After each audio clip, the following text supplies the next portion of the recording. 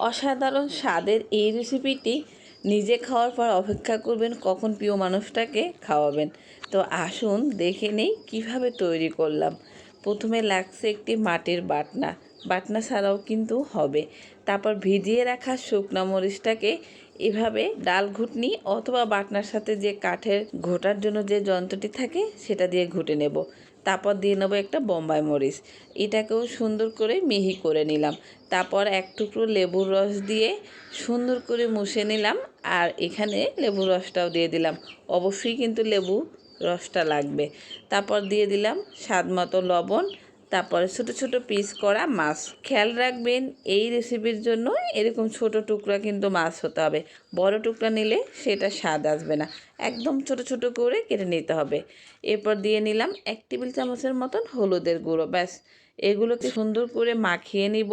এরপর আমার একটু মরিচ ভিজানো পানি ছিল, সেই পানিটা দিয়ে সরিষার তেল দিয়ে আমি ম্যারিনেট করে রাখবো।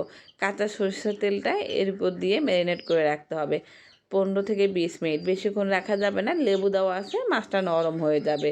ফিরে এসে আবার একটু মাখিয়ে নিলাম, সমস্ত জায়গায় মশলাগুলোকে সুন্দর করে মেখে নিলাম। এরপর চলে আসলাম দ্বিতীয় ধাপে। প্যানটাকে সরিষার তেল দিয়ে ভালো করে গরম করে দিয়ে দিব রসুন কুচি, পেঁয়াজ কুচি, একটু বেশি দিবেন, অনেক স্বাদ লাগবে। এবার এগুলোকে একটু নাড়াচাড়া করে তারপর দিয়ে দিব সেই ম্যারিনেট করা মাছগুলো। এই তো দিয়ে দিলাম। এবার সুন্দর করে মিডিয়াম আঁচের থেকে একটু বাড়িয়ে এভাবে ঘুরিয়ে ঘুরিয়ে, অর্থাৎ চামচ না লাগিয়ে পেঁয়াজ এবং মশলার সাথে এভাবে ঘুরিয়ে ঘুরিয়ে মিশিয়ে নিতে হবে। ঠিক আমি যেভাবে করছি এভাবে করবেন। কিছুক্ষণ থাকার পর, মানে 4 থেকে 5 মিনিটের মতো থাকার পর এভাবে আলতো হাতে মাছগুলোকে উল্টিয়ে দিতে হবে। যেহেতু কাঁচা মাছ, সেই কারণে সাবধানে উল্টাতে হবে। এছাড়াও এটা ভাঙবে না, তবুও সতর্ক হওয়া অনেক ভালো। মাছ জিনিসটা খুব সহজেই ভেঙে যায়।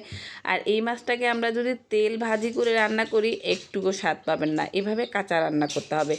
এরপর আমি বাটনা ধুয়ে পানি ছিল, মরিচের রঙটা বেশ সুন্দর লাগছে, এটাকে দিয়ে তারপর ঢাকনা দিয়ে অপেক্ষা করব আরও 5-7 মিনিট।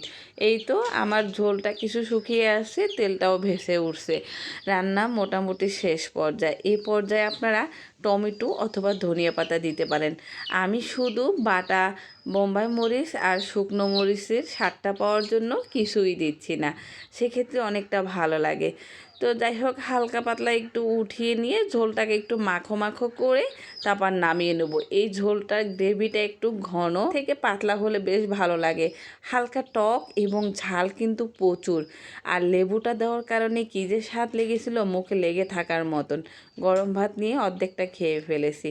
তারপর মনে হলো ভিউয়ারদের সাথে একটু ভাতের সাথে যে মাখিয়ে খাওয়ার যে কালারটা আর কি পরিমাণে যে টেস্ট হচ্ছে, একটু শেয়ার না করলেই হয় না। মাত্র এই তরকারিটা দিয়ে খেয়ে উঠেছি।